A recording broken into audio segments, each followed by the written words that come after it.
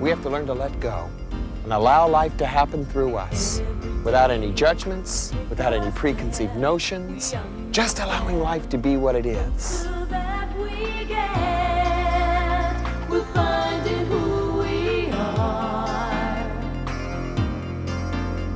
We choose between the left and right, the ups and downs, the darkness or the light. We're finding who we are. There's only one reform in life. When you and I stop living from our heads, you and I are here for one very solid reason, and that is to learn to be loving. We're finding our way together, just you and me. Namaste. Do you work to live, or should you live to work?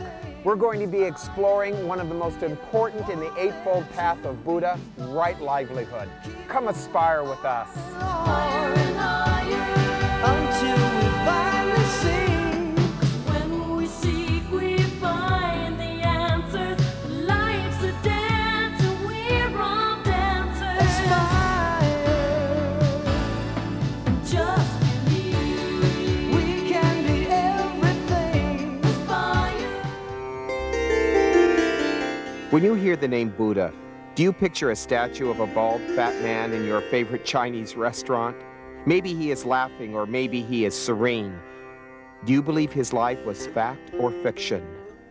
Buddha means the enlightened one. The man we call Buddha was Siddhartha Gautama, and he lived only 500 years before Jesus.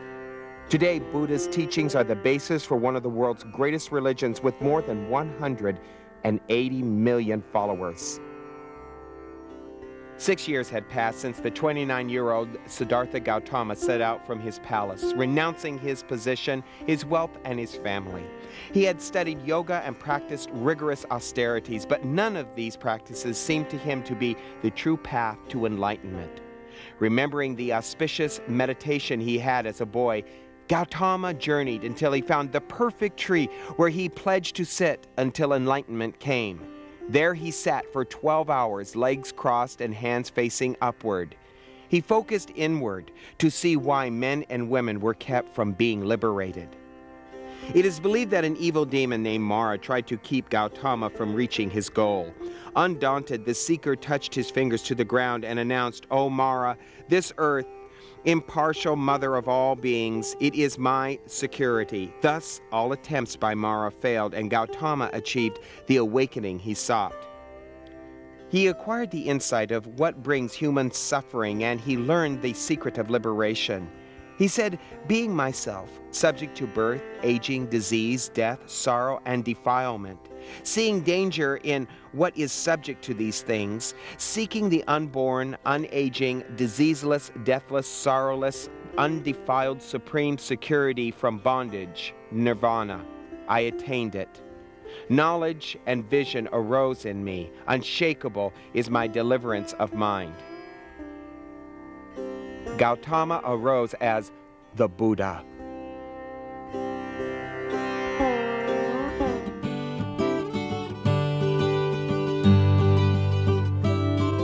Right livelihood. You know, this is a very dangerous teaching, right livelihood, because once you start following the spiritual path, the path of your heart, you start to change everything in your life. First you make little changes here, and then you make little changes here, until we get to the big change, which is right livelihood. You can't just change your livelihood. Something has to change first in us before right livelihood becomes real. I was reading a statistic not long ago. How true it is, I don't really know. All I know is what it said, that 85% of all Americans dislike their job and do not like the occupations that they have. That's a pretty sad statistic. What it says to me is that we work to live. And if we work to live, then we're living to make a living for ourselves in the form of getting money for pleasure and objects and things.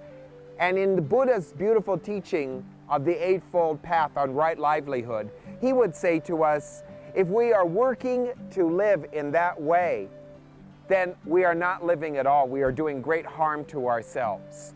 The whole object is to live to work. That is, in our livingness, we do something that represents a part of our own spirituality. In our livingness, our work becomes an extension of ourselves. We don't do that very much. Let me give you a little historical insight that Buddha gave to us on right livelihood. He said to us our livelihood should not include the following things: making poisons, weapons, killing animals or slaughtering them for food, and never using your livelihood to kill anyone.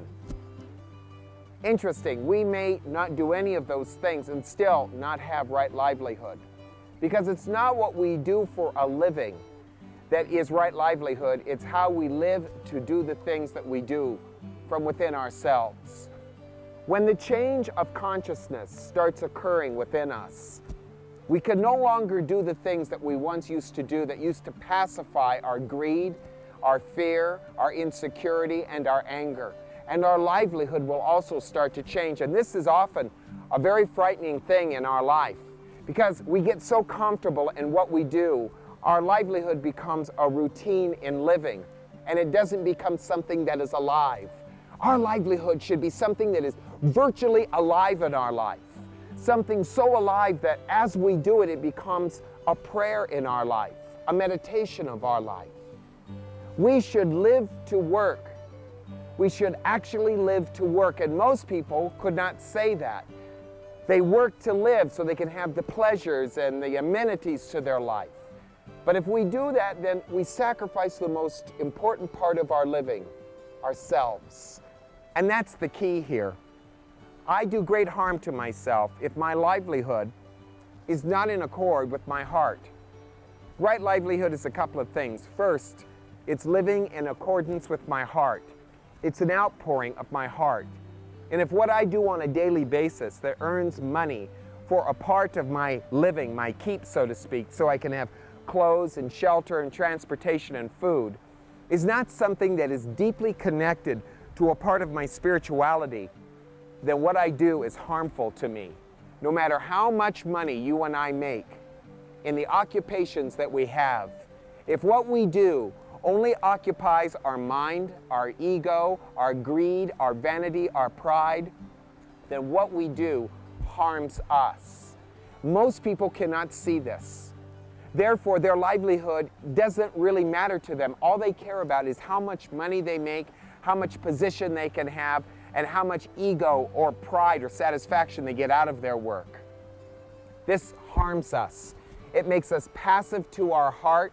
It makes us cynical as individuals, but more than that, it makes us very greedy. And when we are greedy, we cannot be in tune with our spiritual side. And when we're not obviously attuned to that, we miss the whole beauty of our life. Most of us as Americans would sacrifice money, position, and power for our spirituality any day. We think our spirituality is something that we go to on a Sunday morning, so we can work all week defying our spiritual side, and then maybe for 1 hour during the week go to a church of our choice or whatever, and just kind of go through the motions of that, give a donation and walk out and think that we've changed our life or that we've neutralized the damage we've done to ourselves. That just isn't true. What you do on a daily basis that puts food on the table is a very important part of your spiritual process. And if you don't do those things which enhance your creativity, your love, your understanding, and your wisdom, then what you and I are doing is tearing apart our life and doing ourselves much harm. The more you walk the spiritual path and the deeper you go inside your spiritual self, the less you will be able to work in an occupation that harms you. In just a moment, I'm going to come back and give you a few more suggestions on right livelihood.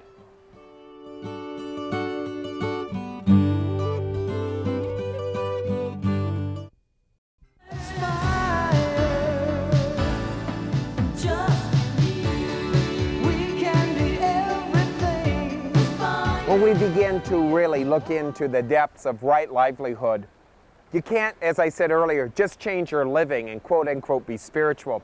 Something first has to change inside of us. I think one of the major things that changes in us, we have a sense of consciousness.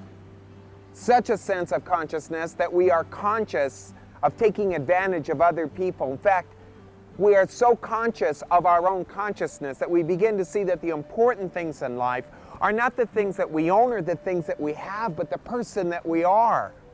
There's my favorite Zen story about this, about a man who was a little Zen monk, and he got caught stealing. And he was brought before the judge, and the judge said, "Why did you do this? You knew better." And the monk said, I only saw the gold. And that's the first thing that we have to begin to understand in ourselves. When our right livelihood starts changing, it's because our consciousness becomes less and less greedy. We're not as interested in driving that fancy car or having all those things. Oh wait, before you turn me off and say, he's saying live an aesthetic life and that we should live poor. I didn't say that. I'm just saying this, that the greatest prosperity is in your heart. It is not in your possessions. And Jesus even said, if you follow the kingdom of heaven and seek it first, the outer things will be added unto you. So don't turn me off, please, not now. I'm just saying this to you. If what you do is to make you a better person, if what you do, you think you'll have more money and a better car and all those amenities, and you think that's going to make you more important, you're fooling yourself. Because the real livelihood of life and the rewards of life are in the simple subtleties of life. The ability to sit and be alone with yourself is right livelihood. The ability to listen to this water and to feel nature all around you. That's right livelihood. The ability to listen to a child laugh or to cry and to feel the whole feeling and embrace of it, that's right livelihood. Now all of a sudden all of life comes pouring into you. You see, right livelihood really is the prayer of our life. It is taking what I love and doing it. Everybody in the audience that I'm speaking to right now, all of you, has something that you've longed to do, something that you've loved. Maybe it's something you don't do well right now, or something you've dreamed of doing, or a feeling you have, but you're not living it. And if you're not living your dream, if you're not living your love, then you don't have right livelihood. Right livelihood is the courage, the absolute courage to live exactly the way you feel and to do those things that you love to do, so much so that your work becomes a prayer. Your work becomes play. It's pleasure. You live to work and you find pleasure in your work. Then something very magical happens, something very mystical. The heart begins to open up. And we begin to find great joy in our living, and money and objects, they come, but we could really care less. It's what we do that is so important, because we begin to see that we are building consciousness in life. Consciousness is not building knowledge or intellect. Consciousness is building space. It's the ability for me to step back and get away from my greed and my insecurity and my feeling that possessions will make me important, or possessions will make me happy, or possessions will give me a sense of deep security, which they cannot. Right livelihood, as Buddha taught it, is so important. Nobody ever taught anything like this. That right livelihood had a lot to do with the way not only we live our life, but in the expression of ourselves as a person. Many people all over the world sacrifice their life for $1. Don't be a fool. Money can happen to many foolish people in this world, but happiness cannot be bought. And there are very few people who find true and deep happiness in their living. They'll sacrifice everything for $1. They'll sacrifice all their happiness, all their consciousness, all their insight for $1. There is no greater wastage than that. Do what you love to do by being the person that you are, and let your life be a prayer. Because if you do that, you will find that right livelihood brings you tremendous significance in life. And when I have found the significance of myself through my living, my life becomes an extension of my spirituality. And that is what the path is all about. Here, we don't separate work from daily living or just livingness. We don't separate what we do from what we do for a living. They combine themselves together. They create a harmony and a path that is absolutely awesome when it comes to our fulfillment. So this week, spend some time meditating. Am I doing the right thing with my life? Is my livelihood a reflection of unconditional love, of my talents, of the significance of myself? Or am I selling myself out for ego and pride and power, prestige and money? Don't be like the little monk who only saw the gold. Find the gold in your heart, because that's where life is occurring, right here. Namaste.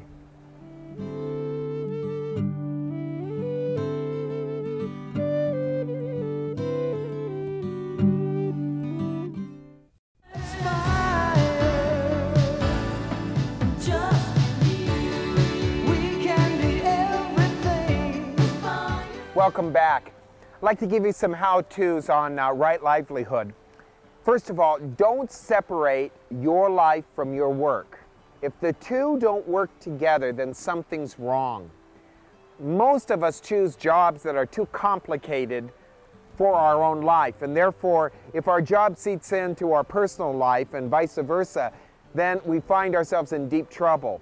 Simplify your life as much as you possibly can by doing something that really coordinates with living. You shouldn't work to live and live to work and all of that, but they should be a part of the flow of your inner life. If you separate this, saying this is my life that's pleasure and this is my life that I hate so I can have pleasure, then we have some real negative boundaries going on here and some real hurt happens to us. Whatever you do, make sure, number two, that it's an extension of what you love to do. Then your life isn't segmented off. The mind always takes things and chops them up, makes it impossible for us to be happy. You and I can never be happy as long as we're cut up into little pieces. We're only happy when things are merging together as a whole, as a unity. So find something you love to do. And if you don't know what you love to do, time to look inside yourself. Don't be looking outside of here. Look inside yourself. Find out what is it that you really love to do. Do you love to paint?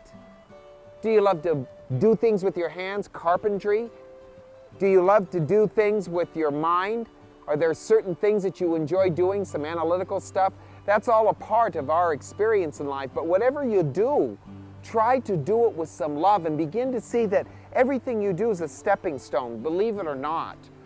If you treat your work with some kind of sacredness, even though it's analytical at times, you'll start dropping the analytical side and creativity will emerge out of you. And that's something that is the third step. Creativity is so important. I think the thing that really kills us as individuals is repetition. Mundane repetition.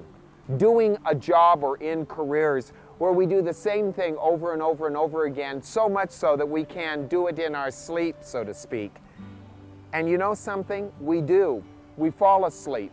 We fall asleep to all of life. And life becomes a routine. And we live in such a routine rut, we start to get rigid and hostile, and we start to become apathetic. If right livelihood is going to be important to us, then let it be something that brings out a spontaneity in us. And that's what creativity is. To be so spontaneous that we can move in a moment and we can see possibilities in every second of our life. We begin to see things as they are and the beauty of them. And then what our work is coordinating the beauty and the spontaneity of our life. Listen to me. Doesn't matter what you do, as long as what you do is what you love to do.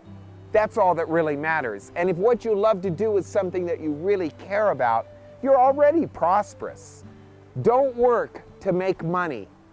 Work because it's a part of the extension of your life, of your soul, of your being. Now you've got something. That's what I call the prosperity of the heart. Most people only do what they have to do and what they need to do to make a living. And sometimes we even cheat. If we're doing those things, we do great harm to us. Even if we don't get caught, we do harm to ourselves. You cheat yourself anytime you do something you hate. Now the question always arises, what if what I have to do has elements in it that I do hate? Then it's time to embrace those elements. It's time to go into them and find out what's going on. And maybe it's time to make changes in those things. I love my work. My work is an extension of my life and of my heart, of my whole purpose in living. But there are parts of it that are uncomfortable at times. I have to embrace those parts.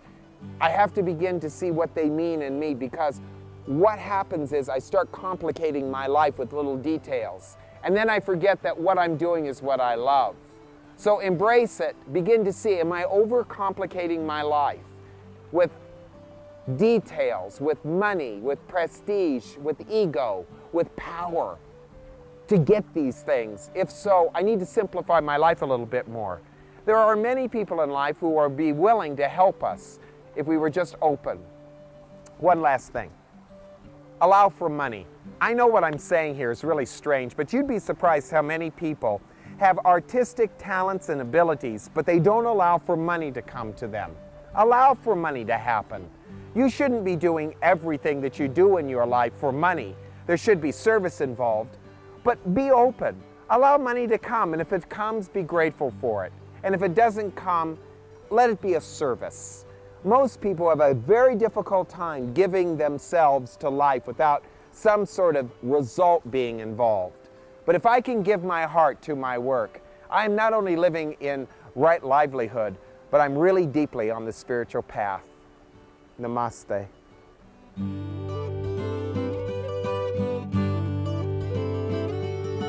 Oh, you're so pretty. Welcome to the close of Right Livelihood. Probably one of our main problems in life is that we don't really know what to do for a living. And most of us, as I said earlier in the program, hate our living. Let me read to you very quickly what this one writer said. Letters I get from you are so interesting about the feelings that you have, not only about yourselves, about the program. Here, Noelle. Got to keep her busy. That's my job in life. How much does my work affect my spiritual life? Well, it affects our spiritual life greatly. You know, because what I do day in and day out is a part of my life. And if I separate my life, yes, my life from the things that I am doing, then I'm not going to live a very happy life. If I split my life off and say, this part is the part I hate to earn a living, and this is the part I have for pleasure, I'm going to be so split. Happiness is going to elude me. So listen, find a job that means something to you, or find a career that means something to you, or do something creative in your life. Don't sacrifice your life for a dollar bill. Money, many fools have in this world, and they really don't know how to use it and how to let it bless them. It is very rare that a person knows how to use their money in a way that blesses them and enriches their life. Find something meaningful. So I want to again close with the theme of this Eightfold Path, the beautiful teachings of Buddha when he said, be a light unto yourself. Find that light that lives within you and let it be the blessing of your life. Thank you for letting me be with you. Namaste.